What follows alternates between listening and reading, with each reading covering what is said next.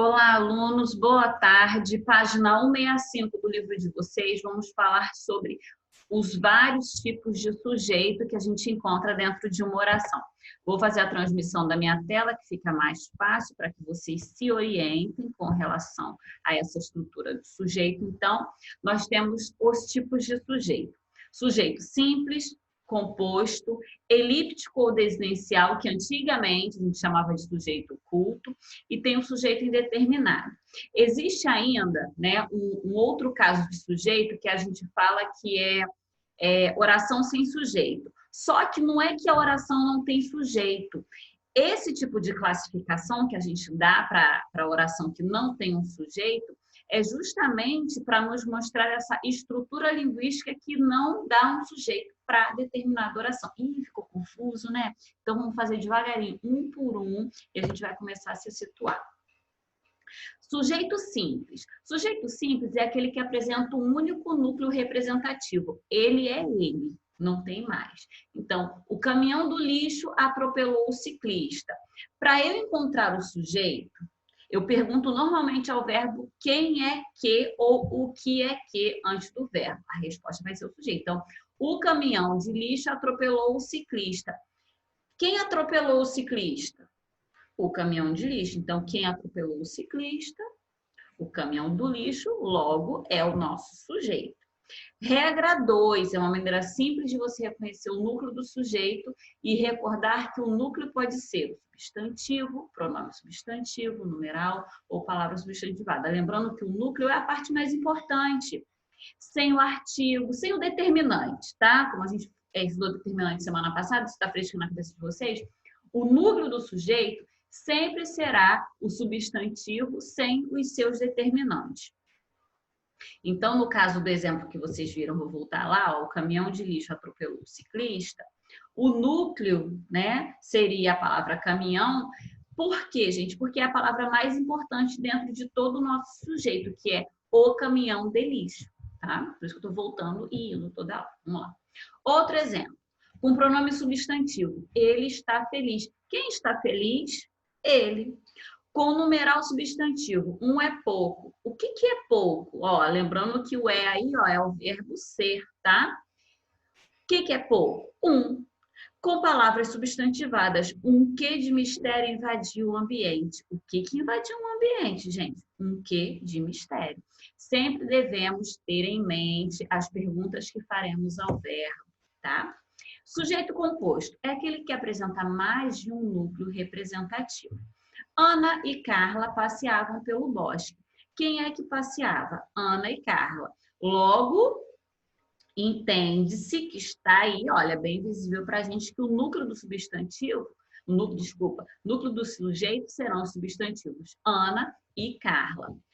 Continuando, o sujeito elíptico ou desinencial é aquele que não vem expresso na oração, gente, mas eu sei quem é, eu identifico facilmente pela desinência do verbo ou pelo contexto. O que é a desinência do verbo? Também estudamos um pouquinho lá atrás, é o que eu falo. Quando a gente retém o conhecimento, a gente vai utilizar ele um pouquinho na frente. Por isso que a gente tem que saber o que é desinência.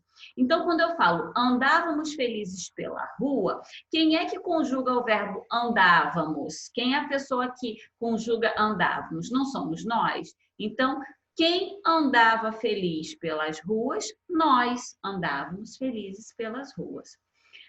Veja aí o que acontece, tá? O nós, ele está sendo indicado pelo número pessoal mos, que ele está indicando o verbo na primeira pessoa do plural. Então, nesse exemplo, eu identifico que está na primeira pessoa do plural do pretérito imperfeito do indicativo, mas o verbo a gente fala depois. Vamos nos prender à pessoa agora, tá? Sujeito indeterminado é aquele em que eu não sei quem é, tá? Não porque eu não quero, mas porque eu não sei quem pratica a ação. Esse sujeito, ele vai acontecer em casos especiais. Então, vamos lá. Primeiro caso. O sujeito indeterminado, ele vai acontecer quando tivermos verbos na terceira pessoa do plural, ou seja, eles, porque fazem referência direta ao substantivo. Falam muito do presidente. Quem fala? Eles. Quem são eles? Não sei. Até aí, ok? Dizem que os preços aumentaram. Quem dizem? Eles. Eles quem? Não sei. Verbos transitivos, indiretos, intransitivos ou de ligação. Ainda na terceira pessoa do singular, quem é? Eu, mais o ser, que é o índice de indeterminação do sujeito, tá? A gente, às vezes, também chama de partícula passivadora ser. Então, a gente vai usar assim, olha, exemplo com verbo transitivo direto, gente. Precisa ser de professores, tá? Então, alguém precisa, mais a terceira pessoa do singular, mais o ser. Exemplo com verbo intransitivo, vive-se feliz. E exemplo com verbo de ligação, era-se mais calmo antigamente. Esse a gente só vai dar uma pincelada, porque esse a gente vai ver um pouquinho mais na frente, lá para o 8º ano, tá? Mas assim, o mais importante é que vocês saibam mais ou menos até aqui. Cuidado, cuidado com o quê, gente? Com os casos do verbo transitivo direto mais ser, que pode ser sujeito simples. Quando eu falo vendem-se casas, né?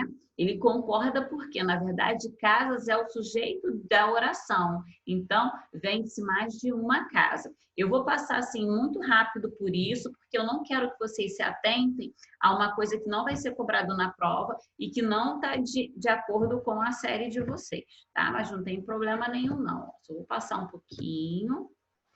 Oração sem sujeito. Isso é muito importante, porque, como a gente fala no começo, não é que constitui essa classificação de sujeito. A oração sem sujeito, ela acontece quando o verbo ele vai estar na terceira pessoa do singular, nos casos onde eu vou indicar fenômeno da natureza. Choveu muito ontem. Quem choveu? Eu. Eu chovi na horta de alguém? Não, não utilizo dessa forma.